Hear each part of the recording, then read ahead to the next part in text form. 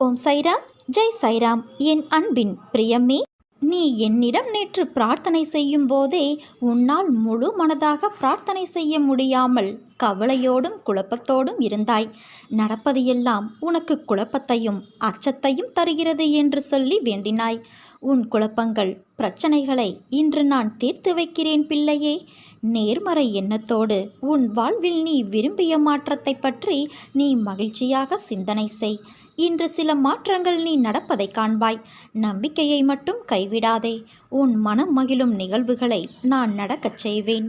யாரேனும் ஒருவர் தன்னை என் குழந்தையாக பாவித்து என்னிடம் வேண்டிய அளவு சரணடைந்து அந்த சரணாகதியை முழுமையானதாக செய்து கொள்ள முயற்சிகள் முழுவதும் எடுத்துக்கொண்டு விட்டால் நான் அவருடைய எல்லா சுமைகளையும் ஏற்க முன்வந்து அந்த பக்தரை உண்மையிலேயே தன் குழந்தையாக ஆக்கிக்கொள்வேன். அவருடைய பொறுப்புகள் எல்லாவற்றையும் நானே ஏற்றுக்கொள்வேன். ஒருவர் காண்பது என்னை மட்டுமே. எனினும் என்னை பற்றிய பேச்சுக்களையே செவி மடிப்பினும் என்னிடம் மட்டும் பக்தி கொள்வானாயினும் ஒருவன் முழு மனதோடு என்னை நாடி என்னிடமே நிலைத்து இருப்பின் அவன் உடல், ஆன்மா இரண்டை பற்றியும் எந்தவித கவலையும் கொள்ள தேவையில்லை. என்னிடம் பக்தி செலுத்துவோர் இங்கு ஏராளமானோர் உள்ளனர். ஆனால் என்னிடம் சரணடைந்து என் குழந்தையாக வேண்டுபவர்கள் எத்தனை பேர்? மனித குலத்தில் உள்ள பெரும் குறை இது. சுலபமாக அளிக்கப்படுவதை யாரும் மதிப்பது இல்லை. தன் குழந்தைகளுக்கு அமானுஷ்யமான அதிசயக்கத்தக்க உதவி நான் அளித்த நூற்றுக்கணக்கான சம்பவங்களுக்கு பின்னரும் விசுவாசம் ஏற்படவில்லை என்பது ஆச்சரியமாக உள்ளது. உண்மையிலேயே நீ என்னிடம் சரண் புகுந்துவிட்ட குழந்தை என்றால் நீ வேண்டியதை அளிக்க நான் தயாராக இருப்பதை நீ உணர்ந்து கொள்வாய். என்னிடம் இந்த கணமே பூரண சரணாகதியடைந்து பார். மற்ற எல்லாவற்றையும் நானே பார்த்து கொள்கிறேன். என் சத்தம் உன் மனதில் ஒலித்தால் இப்போதே என்னை நோக்கி பார். என் விழிகள் உன்னோடு பேசும். உன் உணர்வுகள் சில்லிட்டு ஆனந்த கண்ணீர் பெருகும். இதே உணர்வோடு இரு. இனி காலமெல்லாம் மகிழ்ச்சியாக இருக்கும் என் குழந்தையே. உன் வாழ்க்கையில் நிகழ்கின்ற விஷயங்கள் எல்லாம் என் பார்வையில்தான் நிகழ்கின்றது. அவை உன் மனதை ரணப்படுத்தினாலும் உன் உலகம் என்று நீ நினைப்பவர்கள் எல்லாம் உன்னை காயப்படுத்துகிறார்கள் என்று நீ சொல்லி அழுகின்றாய். அவர்கள் ஏன் என்னிடம் இப்படி நடக்கிறார்கள்? மற்றவர்களுக்கு ஒரு நியாயம், எனக்கு மட்டும் ஒரு நியாயம். நான் செய்கின்ற செயல்கள்தான் தவறு, உன் தவறு என்று சொல்கிறார்கள். ஆனால் என்னை அந்த அளவுக்கு தள்ளியது சூழ்நிலை. அதற்கு நான் எப்படி காரணம் என்றுதானே நீ புலம்புகிறாய்? இந்த சூழ்நிலையெல்லாம் விட்டுவிடு. நான் உனக்காகத்தான் இருக்கிறேன். உன்னை விட்டு நான் விலகுவதும் இல்லை, விலகி போகும்படி நான் செய்வதும் இல்லை. உன் அம்மாவாக, அப்பாவாக நான் என்றும் உனக்கு துணை இருப்பேன். என் மீது நீ நம்பிக்கை மட்டும் வை. உன்னை சுற்றி இருப்பவர்கள் திடீரென தாழ்ந்து போகும்போதும் விழும்போதும் அழும்போதும் அது அவர்கள் கர்ம வினையால் வந்தது என்பதை உணர்ந்து அமைதியாக இரு. எதை பார்த்தும் நீ பயப்படாதே. நான் எதுவரை உன் அசைக்க முடியாத நம்பிக்கையாக இருக்கிறேனோ அதுவரை உனக்கு எந்த தீங்கும் வராது. உன் கரங்கள், கால்கள் திடப்படுத்தப்படும். உன்னை நம்பி வருபவர்கள் யாராக இருந்தாலும் மனப்பூர்வமாக உதவி செய். திரும்ப வரும் என பலனை எதிர்பார்க்காதே. உன்மேல் பொறாமை உள்ளவர்களை பார்த்தும் உனக்கு விரோதமாக பேசி திரிபவர்களை பார்த்தும் நீ பயப்படாதே. என்னை மீறி யாரும் உன்னை நெருங்க முடியாது. இந்த உலகமே ஒன்று திரண்டு உனக்கு எதிராக துன்பம் இழைக்க முயற்சி செய்தாலும் உன் தந்தையான நான் உனக்கென எழுதியது மட்டும்தான் உன்னை வந்து சேரும் என்பதை நீ உறுதியாக நம்பு. வாழ்க்கையில் நினைத்தது கிடைப்பதற்கும் கிடைக்காமல் இருப்பதற்கும் அவரவர் கர்மாதான் காரணம். நிர்ணயிக்கப்பட்ட விஷயங்கள் என்பது நிஜமான உன் வாழ்வில் நடப்பவை. எல்லாவற்றிற்கும் ஏதோ ஒரு காரணம் இருக்கும். அவரவர் துன்பத்திற்கும் இன்பத்திற்கும் எல்லோருடைய மனம்தான் காரணம். இந்த வாழ்க்கை என்பது யாது என்று உன்னிடம் கேட்டால் நீ என்ன சொல்வாய்? நீ சொல்லும் பதிலிலிருந்துதான் என் லீலையின் அடுத்த பெரும் பங்களிப்பு உன் வாழ்வில் நடைபெறும். அப்பா, வாழ்க்கை என்றால் ஒரு பிறப்பின் நோக்கம் அறிந்து வாழ்வதற்கும் ஆன்மா என்ற உருவமற்ற உணர்வுகளுக்கு மதிப்பளித்து அதை நடைமுறையில் செலுத்தி அதற்கான முக்கியத்துவம் கொடுத்து அதை நிறைவு செய்வதில்தான் வாழ்க்கை என்ற சொல்லுக்கும் அர்த்தமும் அதன் பயனும். இந்த பதில் உன்னிடத்தில் வருகிறதா என்பதை முதலில் கேட்டுப்பார். இந்த வாழ்க்கை என்பது அன்பு, பாசம், விசுவாசம், நம்பிக்கை, பக்தி என்ற உணர்வுகளால் நிறைந்தவை. ஒருவருக்கு இதை நம்மால் வழங்க முடியவில்லை என்றால் உன் பிறப்பின் முக்கியத்துவம் அறிந்தும் கோபம், வெறுப்பு, பகைமை என்ற வேண்டாத உணர்வுகளால் உன் ஆன்மாவைப் போல உள்ள மற்றொரு ஆன்மாவிற்கு தெரிந்தும் இந்த வலியை கொடுக்கிறாயே. அதனால் உன்னுள் இருக்கும் நல்லது அடியில் போய் தேங்கிக் கொள்கிறது. நான் மட்டுமா இதை செய்கிறேன்? மற்றவரும் என்னிடத்தில் எதிர்மறை உணர்வுகளை காண்பிக்கிறார்கள். மற்றவரும் என்றால் யார் அவர்கள் உனக்கு? உன் ஆன்மா இல்லை அவர்கள். முதலில் உன் ஆன்மாவிற்கான பங்களிப்பை கொடுத்து அதை மதிக்க கற்றுக்கொள். பிறகு மற்ற ஆன்மா என்ன செய்கிறார்கள் என்ற யோசனையை செய். மாற்றம் என்பது ஒருவரிடத்தில் ஆரம்பிக்கும் ஒரு புத்துணர்வான எழுச்சி.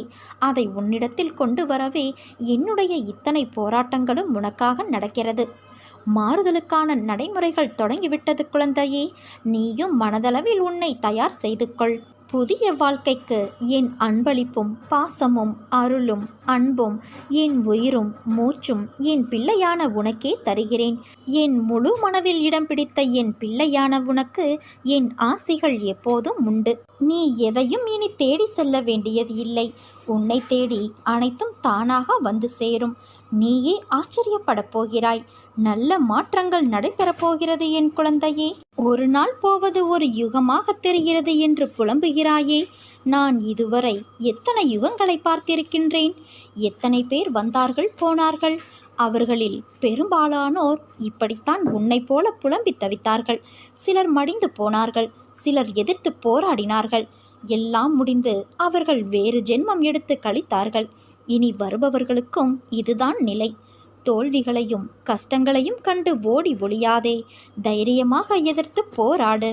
இந்த ஜென்ம கடமைகள் அத்தனையையும் இந்த ஜென்மத்திலேயே முடித்துவிடு. அதற்காக எதிர்வரும் கஷ்டங்களை ஏற்று போராட மனதை பக்குவப்படுத்து. முடியாத போதெல்லாம் என் பெயரை உன் மனதிற்குள் நான் பதியம் செய்து வைப்பேன். என்னை கும்பிடுவதற்கு வழியை தேடி அலையாதே. நான் உன் உள்ளத்திலேயே குடியிருந்து வருபவன். எனக்கு சடங்கு சம்பிரதாயங்களோடு தான் பூஜை செய்ய வேண்டும் என நினைக்காதே. எப்போதும் என்னை நினைத்து கொண்டு இரு. அது போதும். அப்போது என் பலம் உனக்குள் ஊடுருவி உன் கஷ்டங்களை தவிடு பொடியாகிவிடும். உனக்கு எதிராக செயல்படுபவர்களையும் துன்பம் விளைவிக்க நினைப்பவர்களையும் நிர்மூலமாக்கிவிடும். உன் விருப்பங்கள் நிறைவேற பிரார்த்தனை செய். வெறும் பிரார்த்தனையினால் உன் பிரச்சனைகளை நான் முடித்து வைப்பேன் என் குழந்தையே. பல குழந்தைகளை பெற்றிருந்தாலும் ஒரு தந்தை தன் குழந்தையின் தவறான நடத்தையை எவ்வாறு சரி செய்வது என்று கவலைப்படுவார். அவர் தன் குழந்தையின் மோசமான நடத்தையை சரி செய்ய போராடுகிறார். கடவுள் நம் தந்தையாக இருப்பதால் அவரது தவறான குழந்தைகளை பற்றி அதிக அக்கறை காட்டுகிறார். நேர்மையாக வாழும் பக்தர்களை கடவுள் பொருட்படுத்த மாட்டார். அவருடைய வார்த்தைக்கு கட்டுப்படுவார். தம்மிடமிருந்து விலகியவர்களையும் கெட்ட நடத்தையால் கெடுக்கப்பட்டவர்களையும் அவர் எப்போதும் நினைப்பார். அவர்களை அவர் கைவிட மாட்டார். அவர்கள் நடந்து செல்லும் பாதை எவ்வளவு அற்பமானது, மோசமானது என்பதை அவர் உணரும்படி கட்டாயப்படுத்துகிறார். ஒரு நொடியில் அவர்கள் கண்களை திறப்பார். கடவுள் ஒரு மனிதனை வீழ்ச்சியின் சேற்றிலிருந்து வெளியே இழுத்து அவரை நேர்மையான வழியில் நடத்துவார். கொள்ளைக்காரன் வால்மீகியும் வக்ரமான அஜாமிலனும் கடவுள் சன்னதிக்கு வரவில்லையா? அதனால் இத்தனை நாள் கடவுளை தியானிக்க முடியவில்லையே என்று நாம் உட்கார்ந்து கவலைப்படக்கூடாது. நீ அன்போடு அப்பா என்று என்னை அழைத்தால் நான் ஆம் என்று உனக்கு பதில் தருவேன். ஏதாவது ஒரு வடிவில் நிச்சயம் உன்னை நான் காப்பாற்றுவேன்.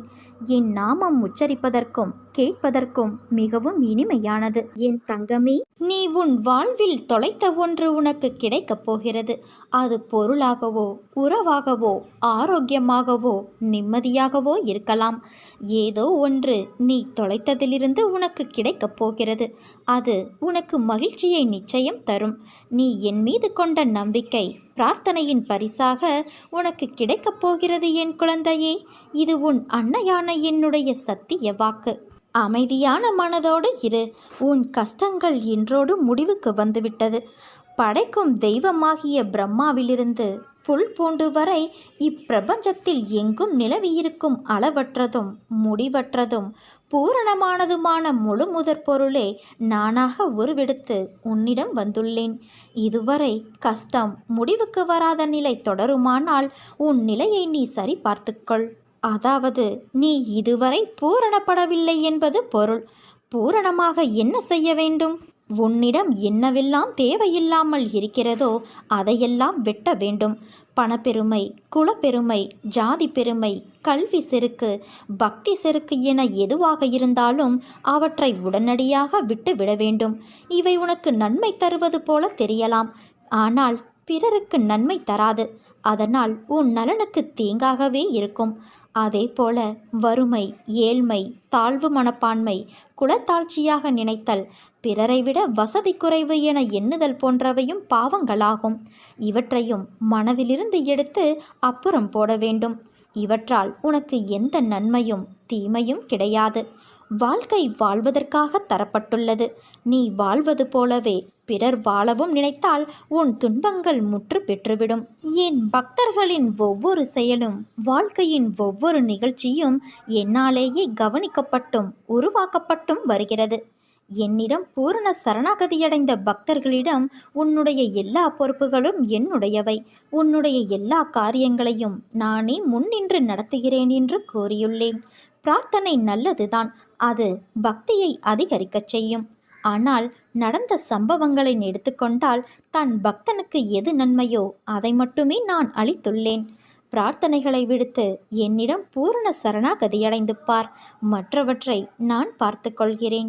நானே சகலமும் சர்வமும் பரபிரம்மமும் என்று உணர்ந்து நீ முயற்சி செய்.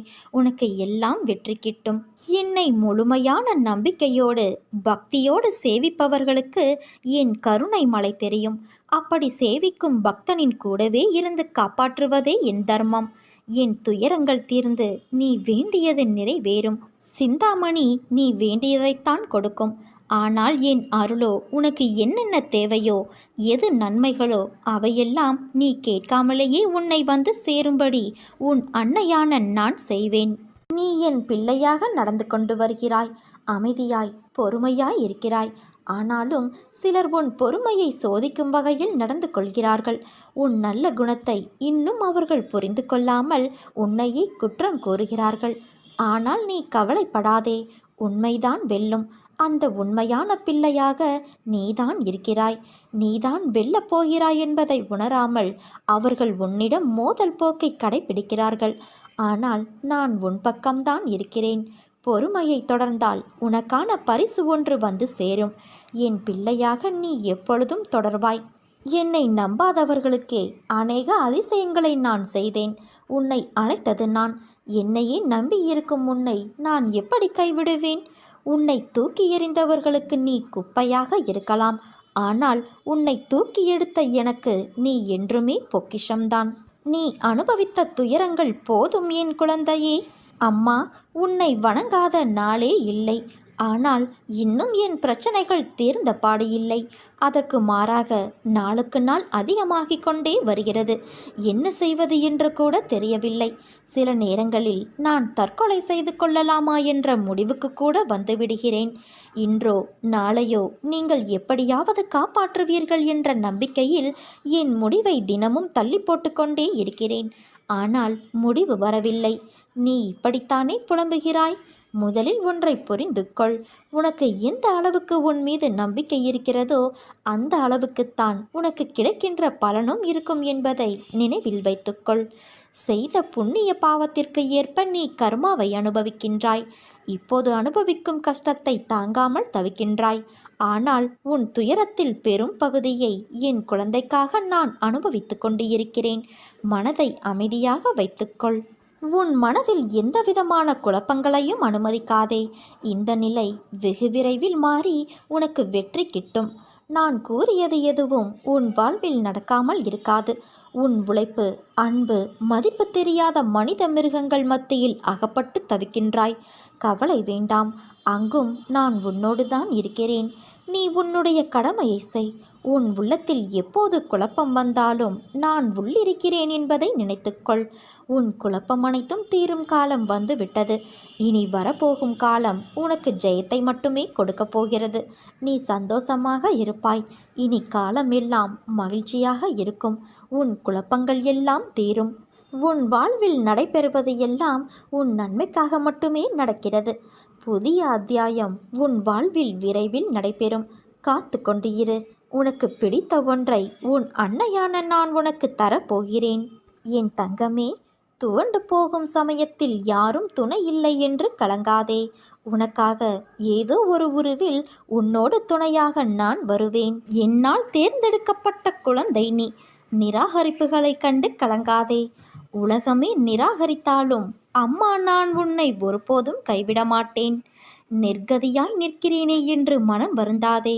உன் கரம் பற்ற நான் இருக்கும் பொழுது நீ எங்கனம் வீழ்வாய்? உன் வாழ்க்கை சக்கரத்தை சுழற்றுபவள் உன் அன்னையான நான் அல்லவா? உன் வாழ்க்கையில் நடக்கின்ற அனைத்தும் சூறாவளி காற்று போல உன்னை பந்தாடுகிறது என்ற உன் கதறல் என் காதில் எப்படி விழாமல் இருக்கும் சொல்?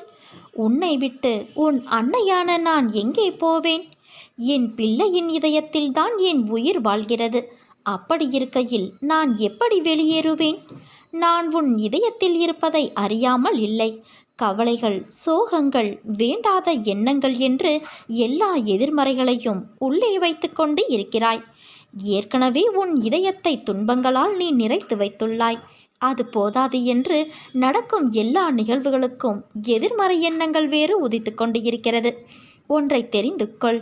எதிர்மறை எண்ணங்கள் என்பது காந்தக்கல் போன்றது. அதன் தன்மையே எல்லா எதிர்மறைகளையும் அதனுள் ஈர்ப்பதுதான். அதன் பிடியில்தான் கர்மா என்ற வினைகள் சிக்கி அதில் தோன்றும் எண்ணங்களால் உன்னை தூள் தூளாக்கி உன் புத்தியை சிதற செய்கிறது. அதன் கையில் உன்னை சிக்க விடாமல் உனக்குள்ளே இருந்து கொண்டு நான் யுத்தமிட்டு கொண்டு இருக்கிறேன். உன் இதயத்தில் உன் அன்னையான நான் வாழ்ந்து கொண்டு இருக்கிறேன். உன் இதய துடிப்பின் ஓசையாய் உணர்த்த நான் முயற்சி செய்கிறேன். ஆனால் நீயோ ஓசை கேட்டும் உன் பிரச்சனைகளை அந்த ஓசைக்கு எதிர் ஓசையாய் ஒலிக்கின்றாய். பிறகு எப்படி என்னை முழுவதுமாக நீ உணர முடியும் சொல்? உன் மனதில் துன்பம் என்ற திரையை வைத்து போத்தி வைத்துள்ளாயல்லவா? அதை தூக்கி முதலில் எரி. அப்போது உன் மனதில் ஒரு பெரிய ஒளிச்சுடர் தெரியும். அதில் ஆனந்தத்தின் அருவியாய் பொழிந்து நிச்சயம் நீ என்னை பார்ப்பாய். உன் நிம்மதியை உணர்ந்து ஆனந்தத்தை உணர்வாய் குழந்தையே.